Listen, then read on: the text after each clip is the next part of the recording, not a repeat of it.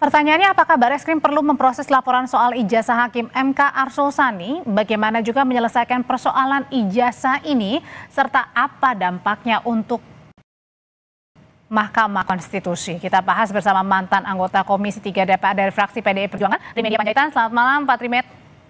Selamat malam, Mbak. Dan ada juga pakar hukum tata negara Universitas Mula Warman, Herdiansyah Hamzah. Selamat malam, Pak Herdi. Selamat malam, Mbak Audrey. Iya, saya mau ke Bang Trimat dulu. Pak Trimat, jadi pada saat dulu kan Anda dan kawan-kawan termasuk yang melakukan uji fit and proper test ya kepada Pak Arsul Sani kala itu yang menjadi calon Hakim MK ya, betul ya Pak? Betul, Mbak. Jadi Komisi 3 periode yang lalu melakukan fit and proper 23 September tahun 2023. Nah, pada saat itu memang 6 bulan sebelumnya rame ada wacana di Komisi 3. Ada 2 orang sesungguhnya yang berminat jadi Hakim Konstitusi melalui pintu DPR. Satu Pak Arsul Sani, kedua Pak Beni Kabur Harman. Tapi menjelang waktu-waktu terakhir yang menguat Arsul Sani dan Pak Arsul Sani mendaftar, kemudian kami lakukan fit and proper dan seluruh praksi, 9 praksi di Komisi 3 pada saat itu sepakat untuk memilih Pak Arsul Sani secara aklamasi menjadi Hakim Konstitusi. Oke. Yang ketiga terkait dengan persyaratan segala macam, itu tidak bagian yang kami periksa. Karena apapun kami sudah lama tahu dan kami tahu juga Pak Arsul Sani ini sebagai pimpinan partai di P3 dan juga track record cukup baik. Kami lebih pada bagaimana Pak Arsul Sani ini bisa bekerja dengan baik di MK. Pak Trimat, jadi pada saat mau pintu yang dari DPR juga kinerjanya baik, Mbak. Oke, jadi pada saat fit and proper test atau uji kelayakan dan kepatutan calon Hakim MK kala itu dicek juga nggak sih misalnya tadi soal legalitas dokumen, termasuk juga misalnya ijazah S1, S2 sampai gelar doktoral? Itu pertama di sekretariat. Pada saat mendaftarkan itu tentu Pak Arsul Sani sudah melengkapi termasuk soal pembayaran pajak, LHKPN, beliau sudah melengkapi itu. Dan memang pada saat awalnya, pada saat pendahuluannya sebelum pembuatan makalah itu dilakukan pengecekan di lintas praksi, Mbak. Tidak semua anggota Komisi 3 terlibat, pimpinan Komisi 3 dan Kapoksi kalau di DPR yang melihat perwakilan dari praksi-praksi yang melihat kelengkapan persyaratannya, dan tidak ada yang berkomentar soal persyaratan, lebih pada apa visi misi yang dikembangkan oleh Pak Arsul Sani di MK nantinya. Jadi pada saat itu adalah sebatas hanya memberikan ya salinan dokumen saja yang diperlukan. Iya, bukan. Pertama dia buat di sekretariat, kemudian tentu di salinan bahwa sesuai dengan riwayat pendidikan beliau tahun sekian di sini SD, SMP, SMA, S1, S2 sampai dengan S3. Kan tempo hari belum rame isu soal ijazah-ijazah seperti ini, Pak. Jadi baru-baru ini rame ya. Saya kaget juga pada saat membaca berita hari Jumat yang lalu, sehingga hari Sabtu saya WA Pak Arsul Sani bagaimana ceritanya. Dia bilang hari Senin dia akan melakukan konferensi pers, bari MK bekerja untuk menyelidikinya. Oke, saya ke Pak Herdi dulu kalau gitu. Pak Herdi, sebenarnya dari kasus dugaan untuk laporan ya, dugaan ijazah palsu dan juga penggunaannya kepada Hakim MK, pertanyaannya mempengaruhi nggak sih kredibilitas dari Hakim MK ini? Atau Mahkamah Konstitusinya sendiri? Iya, dengan persoalan yang kemudian mencuat ke publik, saya kira ini berpengaruh besar terhadap kredibilitas Mahkamah Konstitusi ya. Sesuatu yang sebenarnya pasca 2023 akhir kemarin merangkak-rangkak kembali dipulihkan, tetapi ternyata kemudian mendapatkan hal yang baru. Tapi sebelum lebih jauh saya komentari, saya mungkin sedikit mau stressing yang disampaikan oleh Pak Tri gitu ya. Inilah problemnya kalau kemudian kamar politik yang mengusulkan Hakim MK itu juga diisi oleh politisi. Kita nggak punya masa cooling off period gitu ya. Makanya ke depan sebenarnya penting untuk diatur masa cooling off period itu. Seorang politisi yang hendak maju menjadi Hakim MK yang harusnya ada masa cooling down atau cooling off period itu, misalnya 5 tahun dan lain sebagainya. Karena kalau dia memilih sesama politisi, bahkan sesama anggota DPR, ada semacam prinsip kehati-hatian yang dilupakan gitu. Ya udah, ini karena kawan sendiri Atas dasar kenal, kemudian track recordnya sudah lama di DPR begitu. Yes, ini satu frekuensi representasi dari kepentingan politik DPR dan lain sebagainya, sehingga hal-hal semacam ini tanda petik terlupakan begitu ya. Kalau Pak Tri bilang bahwa urusan administrasi adalah urusan kesekretariatan, saya kira tidak juga. Kalau kemudian kita pahami bahwa proses seleksi hakim MK itu yang masuk dari kamar DPR, saya kira persoalan syarat-syarat yang kemudian diatur di dalam undang-undang MK itu juga harusnya diverifikasi oleh teman-teman di komisi ketiga itu. Jadi bukan hanya soal kompetensi, tetapi juga hal-hal yang dipersyaratkan di dalam undang-undang MK. Itu satu. Yang kedua, saya kira begini, Mbak Audrey, kalau kemudian perkara ini mencuat ke publik, berdampak terhadap kredibilitas Mahkamah Konstitusi, saya kira kita mesti mencari jalan keluar bagaimana agar, ya termasuk Pak Asrul sendiri kan akhirnya tersandra dengan perkara ini, harus ada kemudian upaya untuk memverifikasi apakah memang dugaan ijazah palsu itu benar atau tidak. Pertanyaannya kemudian siapa yang harus memverifikasi, siapa yang punya otoritas. Saya ambil contoh kasus begini, saya kira MK sudah harus jalan ya, karena kita paham betul di dalam ketentuan, terutama di dalam peraturan MK sendiri yang 1/2023 kan tidak harus berdasarkan laporan, tetapi juga bisa berdasarkan temuan. Yang kedua, kalau kemudian sudah ada yang melapor ke kepolisian, karena ini disebut sebagai pengguna ijazah palsu, saya kira ya kan pintu masuk teman-teman di kepolisian juga bisa melakukan proses cross-check terhadap universitas tempat di mana kemudian Pak Asrul mendapatkan jasa itu. Karena kalaupun Pak Asrul berbusa-busa mulut menerangkan bahwa ini loh jasa saya, ini loh foto wisuda saya, kan yang dibutuhkan bukan soal ijazah dan wisudanya, tetapi bagaimana ijazah itu diperoleh kan, apakah dengan cara-cara yang patut atau tidak. Berarti artinya kalau tadi siang Pak Arsul ini klarifikasi di gedung MK, memanggil wartawan, menyampaikan ini ijazahnya, salinan ijazahnya, ini foto-foto pada saat wisuda, ini belum tentu memastikan bahwa ijazah yang digunakan asli atau tidak gitu. Yes, itu tidak cukup. Apa yang diperlihatkan oleh Pak Asrul, foto ijazah, foto wisuda itu tidak cukup. Kan bukan persoalan foto ijazah dan wisudanya, tetapi bagaimana ijazah itu diperoleh kan, bagaimana wisuda itu diperoleh gitu.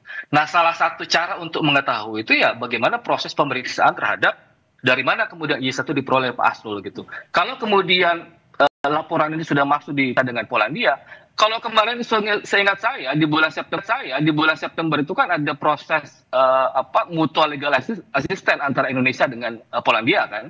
Jadi ada semacam perjanjian timbal balik untuk bantuan berkaitan dengan tindak pidana.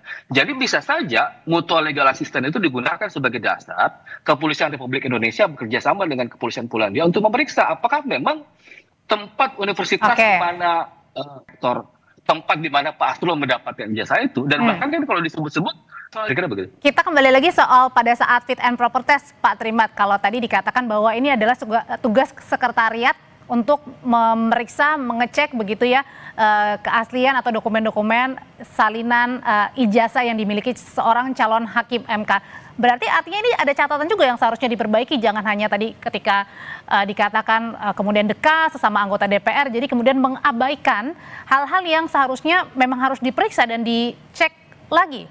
Kedua, perwakilan praksi lengkap baru kita jadwalkan fit and proper, itu yang kita lakukan. Yang kedua, menurut saya bisa paralel. MK kan tadi statementnya Pak Ketua sudah jelas akan melakukan proses, bahkan ini bukan sekedar soal pelanggaran hukum. Nah, silakan MK bekerja, kemudian Polri bekerja. Bahkan yang ketiga, saya juga mengusulkan kawan-kawan Komisi 3, karena Pak Asrul Sani ini dari DPR, tentu bisa juga mengundang Pak Asrul Sani ini datang, dan tentu Komisi 3 bertanggung jawab karena yang memilih Pak Asrul Sani menjadi hakim konstitusi. Bisa juga dilakukan pemanggilan kepada Pak Asrul Sani itu oleh Komisi 3. Jadi supaya semuanya jelas. Dan saya senang Pak Asrul Sani juga hari ini berinisiatif langsung melakukan konferensi pers, menunjukkan problem apa yang dikatakan oleh Pak Ardiansyah itu belum cukup. Iya, memang belum cukup. Ini terlalu dini kalau kita menganggap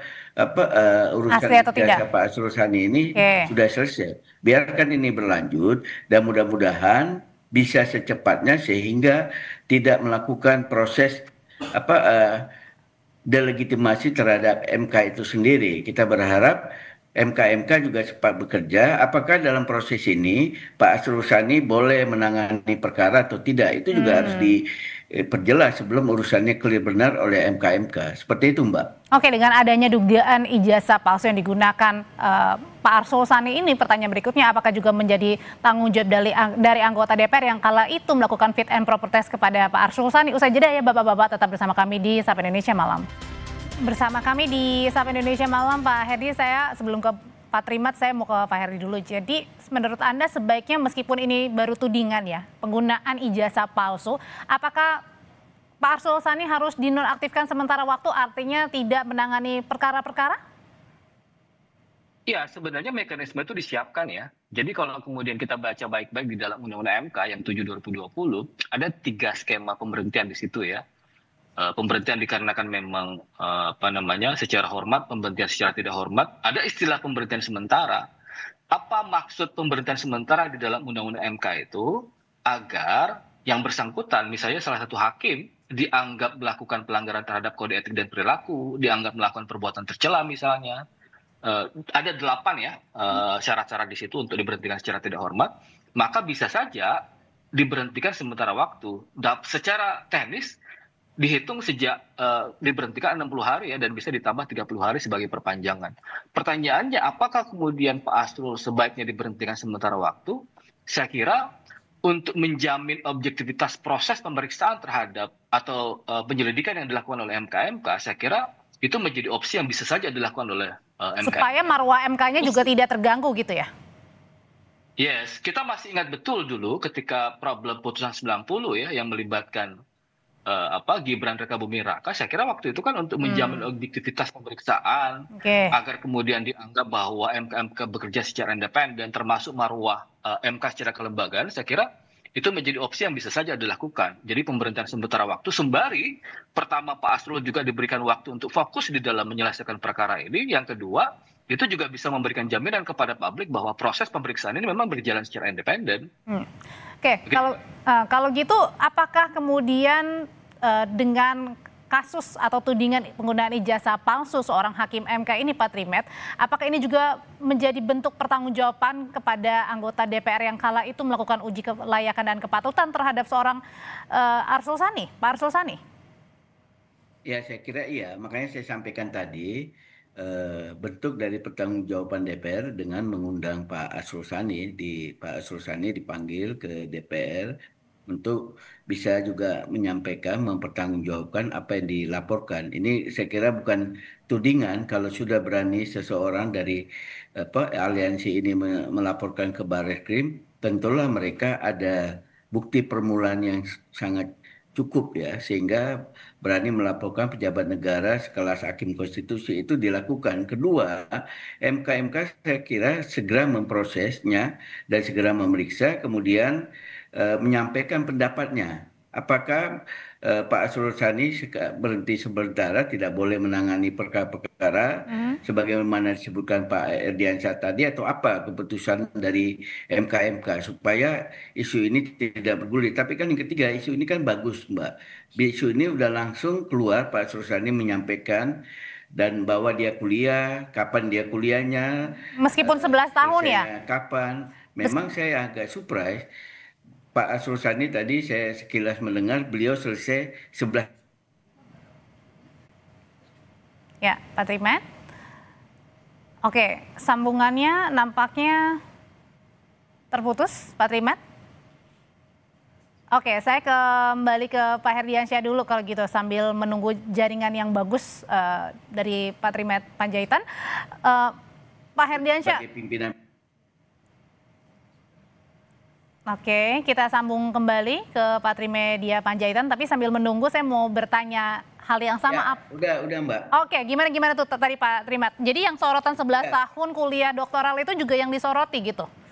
Iya, bagi saya pribadi sekaligus juga yang cukup mengenal Pak Arsul Sani itu harus lebih detail lagi diceritakan. Nggak semata-mata soal kesibukan di DPR, kesibukan di partai. Memang di DPR sendiri Pak Arsul Sani ini sepanjang pengetahuan saya selama kami mungkin 10 tahun di DPR, orang yang cukup tekun, serius dan juga tingkat kehadirannya di gedung DPR maupun kunker-kunker itu luar biasa. Dan Pak Arsul Sani seringkali menjadi tim hukum DPR dalam memberikan pandangan dan pendapat di Mahkamah Konstitusi. Jadi itu lebih didetailkan lagi dan itu bisa detail.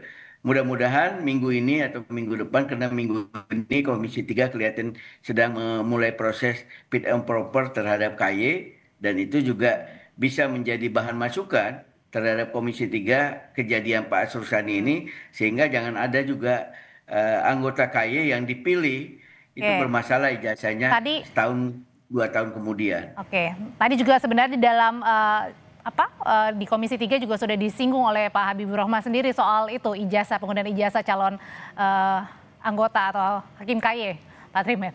Oh sudah tadi Mbak. Iya, ada singgung seperti itu. Dengan Pak Habibur Rahman ya. Oke, kembali lagi ke Pak Herdiansyah. Pak Herdiansyah, sebenarnya catatan kritikannya seperti apa sih kalau tadi kan dari Pak Trimet atau mungkin kawan-kawan di anggota DPR sudah mengenal lama seorang Arsul Sani, kemudian juga rajin mengenalnya, lalu kemudian apa catatannya supaya tidak mengabaikan hal-hal yang memang atau prosedur-prosedur yang harus memang dilalui selayaknya calon-calon hakim MK?